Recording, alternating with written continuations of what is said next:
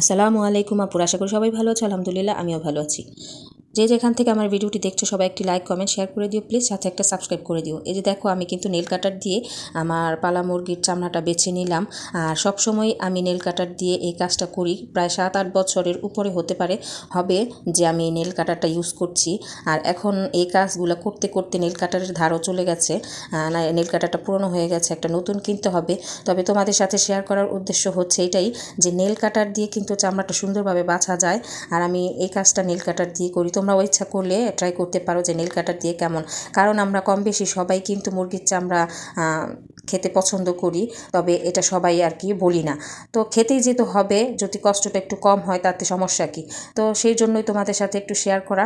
আর এই যে আমি ভালো করে ধুয়ে তরকারিটা বসিয়ে দিলাম। তো এইটার সাথে সাথে কিন্তু আমি বিকেলের ইফতারিটাও ভেজে নিব।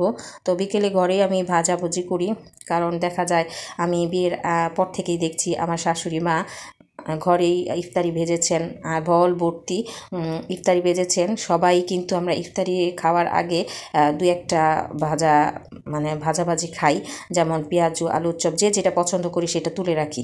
তো সেইটা দেখতে দেখতেই এখন মনে করি যে ঘরে ভাজলেই হয়তো ভালো, কারণ হিসাব ছাড়া খাওয়া যায়। আর কিনে যতটা হিসাব করে খেতে হয়, ঘরে বানালে ততটা হিসাব করা লাগে না। তো যার কারণে আমি ঘরে বানাই, একটু কষ্ট হলেও বাচ্চারা খেয়ে তৃপ্তি পায়।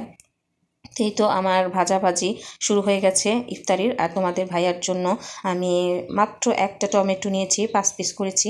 তো তোমাদের ভাইয়া আবার এই টমেটোর চপটা খুব পছন্দ করে, তো টমেটো ফুলকপি তো এগুলো পছন্দ করে, যার কারণে মানে একটা হলেও আমার বাঁচতে হয়। তো এই জন্য আর কি ভাজা। আর হচ্ছে কে কেমন ইফতারি করছো, কে কোত্থেকে আমার ভিডিওটি দেখছো, সবাই একটি লাইক কমেন্ট শেয়ার করে দিও প্লিজ।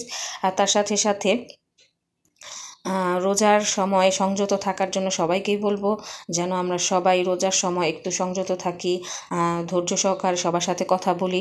অনেককেই দেখা যায় যে রোজার মাসে খুব মেজাজি হয়ে যায়, কারণ রোজা থেকে ভালো করে কথা বলতে পারে না, খুব সহজে রাগারাগি করে ঘরের মানুষদের সাথে। সবাইকেই বলবো রোজা কিন্তু নারী পুরুষ ছোট বড় সবাই রাখি, তবে অনেক সময় দেখা যায় অনেকেরই খুব তাড়াহুড়ো করে রাগ উঠে যায়।